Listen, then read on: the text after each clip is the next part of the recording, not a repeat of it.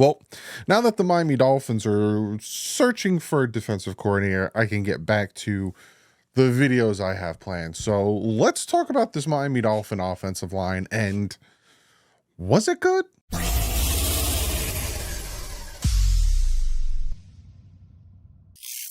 What is up, Finn fans? Hope you guys are having a fantastic Friday.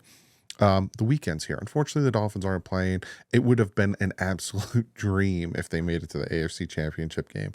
But unfortunately, they did not, and they are not playing. But I still have a ton of content. Like I said, all of a sudden, we are looking for a defensive coordinator, but I gave you my candidates. I talked about Fangio. All I could do now is wait and hear for potential, like, hey, this guy's meeting with them, or this guy might be a favorite, yada, yada. I'm thinking when all the head coaches have picked their team or their teams have picked them, I will kind of break down and see, like, is Vrabel still available? Bill Belichick didn't get signed by the Falcons. Morris did.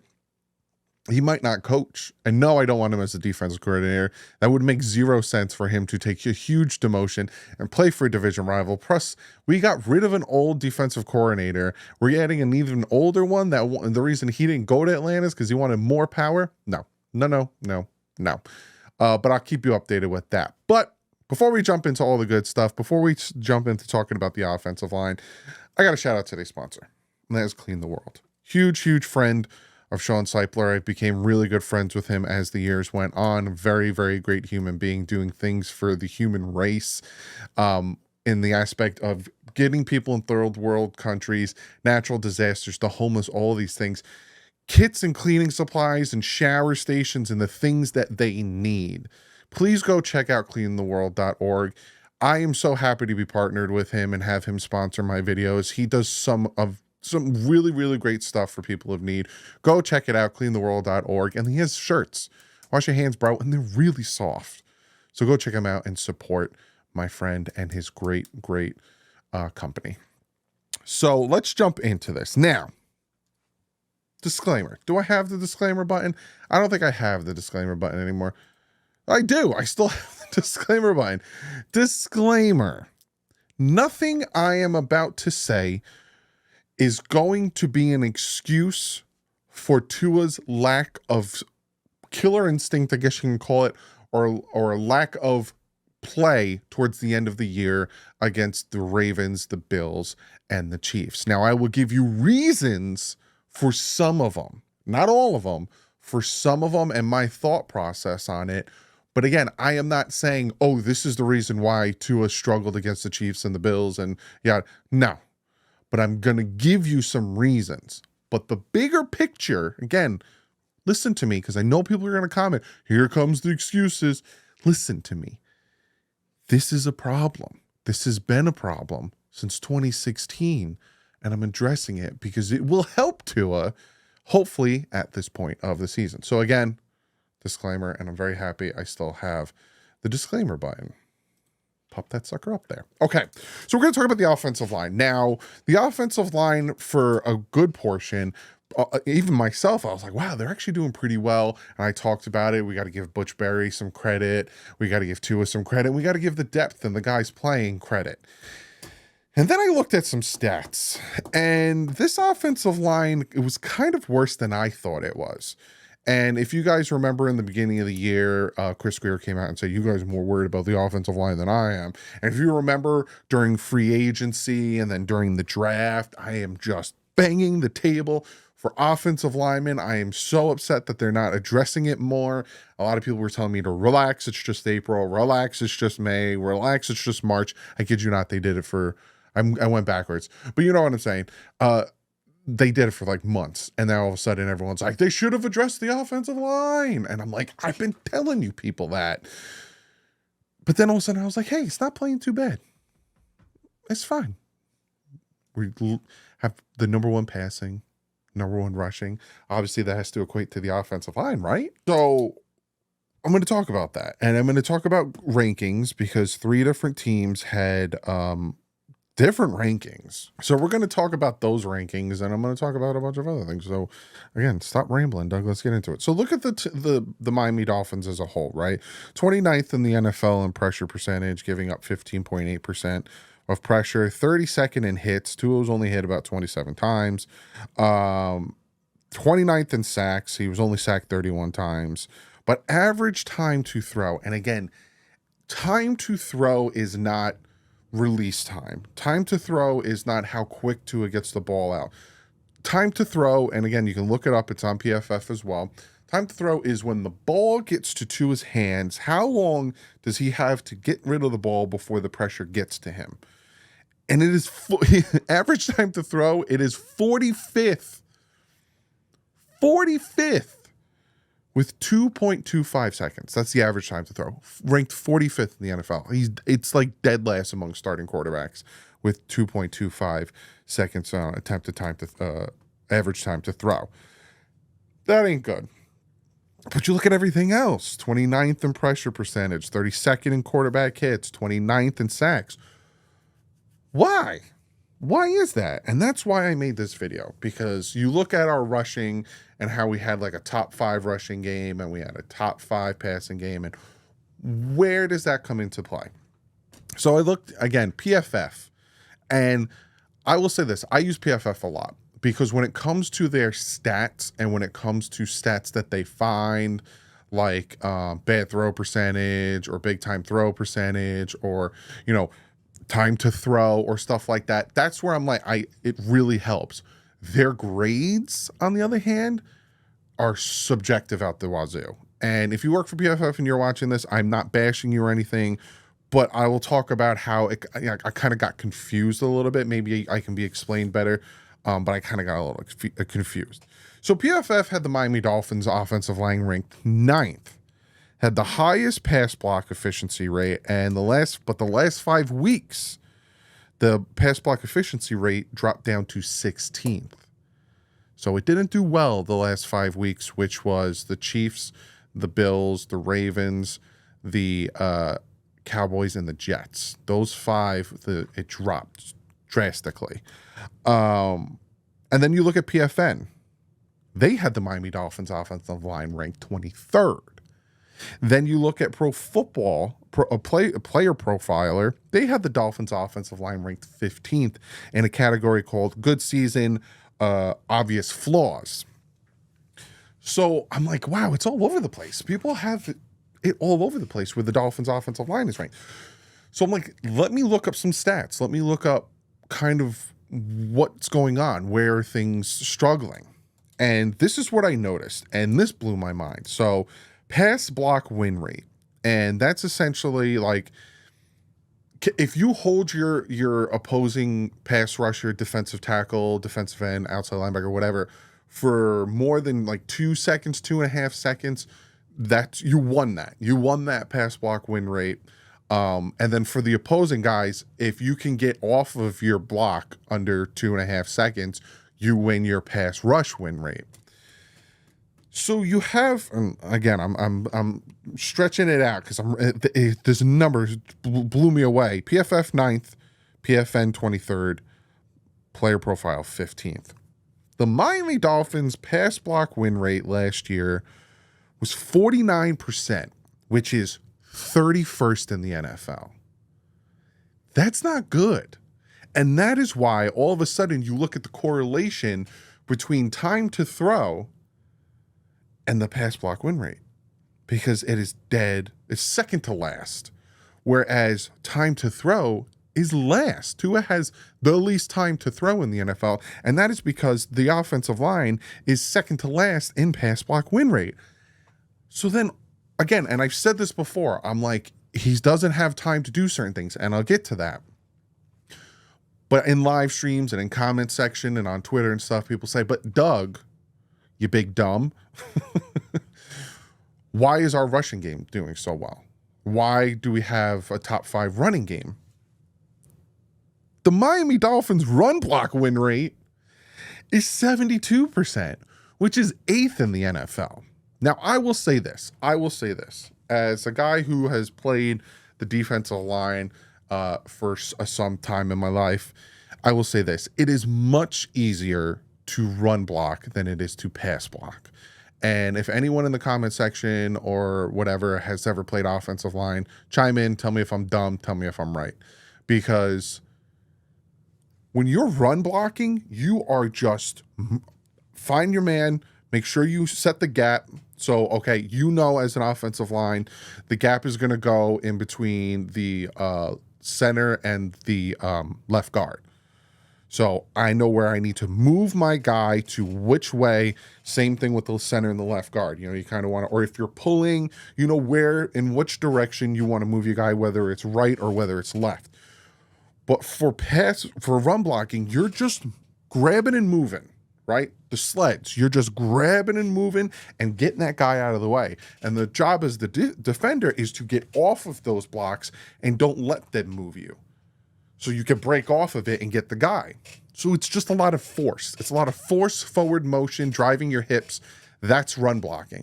Pass blocking is a little bit more finesse, especially with the tackles who have to, when the ball snaps, get that snap back motion. And if you ever notice, that's what the shuttle is for offensive linemen. And during the combine is you want a good shuttle move because they have to be fluid and moving back. And same thing with the guys up in the middle. It's more finesse, it's more punching, it's more moving guys out of the way and not giving your quarterback that pocket or the ability to step up. Two different styles of blocking, two different styles of play. And that is why the guys who we have, Liam Eichenberg, Robert Hunt, because we didn't have Connor Williams for like a good portion of the season, but those guys up the middle, Cotton, Jones, Robert Jones, Liam Eichenberg, they're good at moving forward. But then when it comes to finesse stuff, excluding Robert Hunt, they're not too great. And that's why our pass block win rate was 49%, 31st, and our run block win rate is 72%, 8th. So then I went to PFF and I looked up their grades. Now, again, PFF, no offense. I pay for your membership. I use your stats. It's great. I appreciate the heck out of you. This is where my confusion comes in. For the Miami Dolphins, their grade for pass blocking was a 65.7, which is 16th in the NFL. Their grade for run blocking was a 57.8, which is 19th in the NFL. So I want to make sure I got this straight. And again, I'm not knocking you. I have a disconnect here. You have the Dolphins pass blocking 16th ranked, and you have their run blocking 19th ranked. But you put the offensive line 9th ranked, a top 10 offensive line, but 16th in run blocking, 19th in run blocking, and 16th in pass blocking.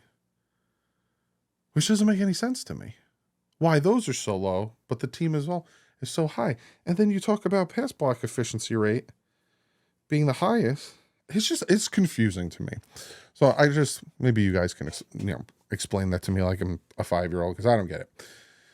So that being said, there is, in my opinion, kind of where the problem started to evolve and the problem started to become a thing after the bye week in the season. So if you notice when the offense started to sputter a little bit, right? Because the offense was hot for the first half of the season. Obviously, we struggled against the Eagles and we struggled against the Kansas City Chiefs in the first half.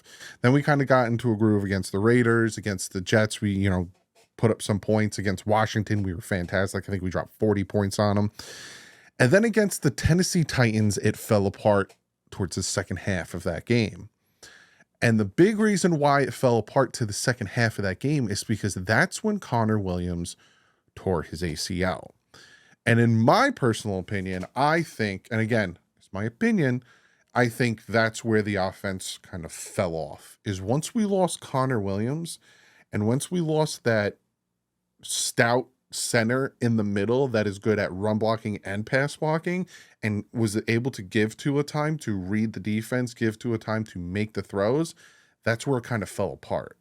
Now, something I found interesting is I looked up Raheem Mostert, right? And I looked up where he ran the most. his attempts. Now his yardage, he got the most off the right side of the center. So in between the center and the right guard, right in between them, he got the most yardage at 206. But he took the most attempts at running the ball on the outsides. He had 49 rushing attempts outside of the tight end on the left side, and he had 39 rushing attempts on the outside of the tight end on the right side, which means he ran the most on the outsides because of the lack of pass blocking, not pass blocking, but run blocking and good blockers in the middle. And that's where all of a sudden we started throwing more screens, and that's where all of a sudden things started to change. Now, I think that is what hurt the offense, like I said, with those last few games. Would Connor Williams have helped us beat Buffalo? I think he would have made it better. I think we would have put up more points than we did. And I think we would have beat Buffalo, if I'm being honest with you. I think he would have helped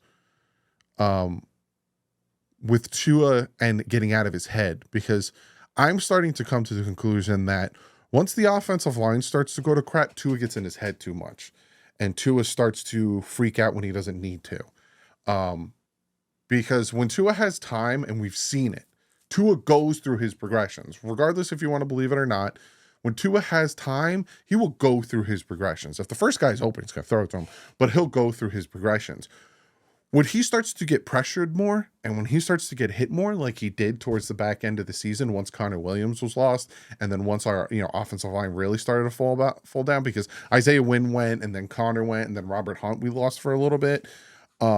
He starts to hear footsteps.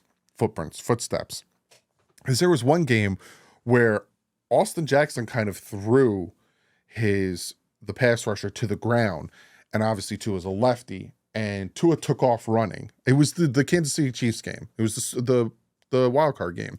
It was the play where he was going to hit Tyreek Hill, and it was just he threw it too late, so it was a bad pass, broken up. He didn't have to run. They sent 2, but he took off running because he felt the defensive lineman on his back, because Austin Jackson kind of threw him because he's falling. If you go back and watch the play, the defensive end fell, but Tua, I'm assuming, I don't know, I'm not in his head, but Tua felt the guy and took off thinking, oh, I'm about to get sacked, I need to pick up this down. And that's where I start to think that that's the problem, where you have guys who are, you have guys like Josh Allen, Patrick Mahomes, Lamar Jackson that know they have the speed in their legs and know that they can evade this pressure easily, that when they feel that, they're fine. Oh, I can roll out to my left, I can roll out to my right, I have time down the field. Whereas Tua knows he's not that style of quarterback. So I'm like, because I'm trying to figure out what is going on with Tua in December and January, and why is it falling apart for 2 straight years in those games. And I think that's what it is.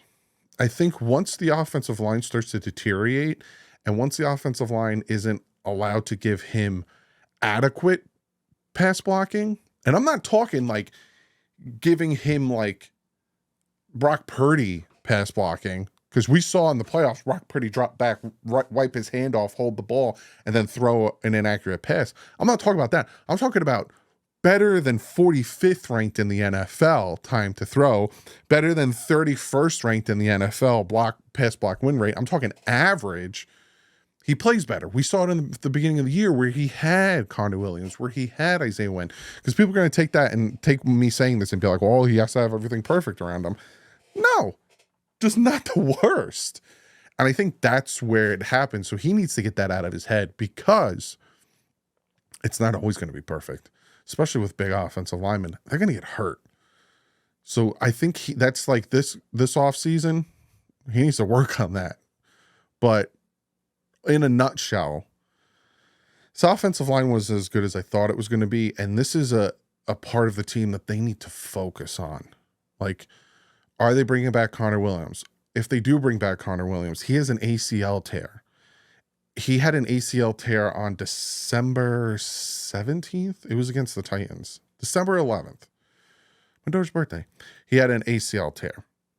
So it's going to be a minute. He might not even be ready for the start of the season. Do you pay him? Knowing that you need to bring in a center. You need to bring in a center. Then you got Robert Hunt. You got to pay him. He's one of the best guards out in the NFL. They need to shore the lineup. Bring in some more depth. Bring in a tackle, whether it's drafting or not. Bring in guards, capable backup guards. Help the situation so that because unfortunately it is when some of these guys go down, it's not such a drastic drop in production on the offensive line. But comment below. Let me know what you guys think. Do you think the offensive line was a big factor into why the offense struggled on that last 4 or 5 games of the season? Yeah, comment below. I know some of you are going to say I'm making excuses for Tua. I'm not. Like I said, Tua got scared. Tua got, he heard footsteps and he took off running. He needs to work on that. But it would help if he had an adequate offensive line, not 31st ranked in pass block win rate and dead last in the NFL in time to throw. Thank God he has a quick release. But I really think that this also affected the game plan and affected, because you look at Kurt Warner and you look at what he broke down about pressure. What did he say? Pressure prevention. People are like, what the heck do you mean by pressure plan? And then he talks about, he says, here's a couple of plays of Miami's that may help explain what I was talking about last night, where some of the struggles come when the primary guy isn't open. And I've showed you this play where they stack the receivers. So Tua goes from his first read to his second read, and his receivers are stacked. But also at the time he goes to his second read, he's getting pressure up in his face. This is what Kurt Warner's talking about on having a better pressure plan, having better schemes, better routes that guys aren't stacked on each other and clumping defenders. Go check it out. I broke it down if you want to go watch that video. I think it was like last week, but go check it out. Comment below. Let me know what you think. Is the offensive line the reason that the offense started to struggle? I think it is. I think it's that and Tua, being in his head too much, worrying about the pressure. But comment below. Let me know what you guys think. I got a ton of content for you guys. But other than that, I'll see you in the next one. Like usual, stay classy. Fins up.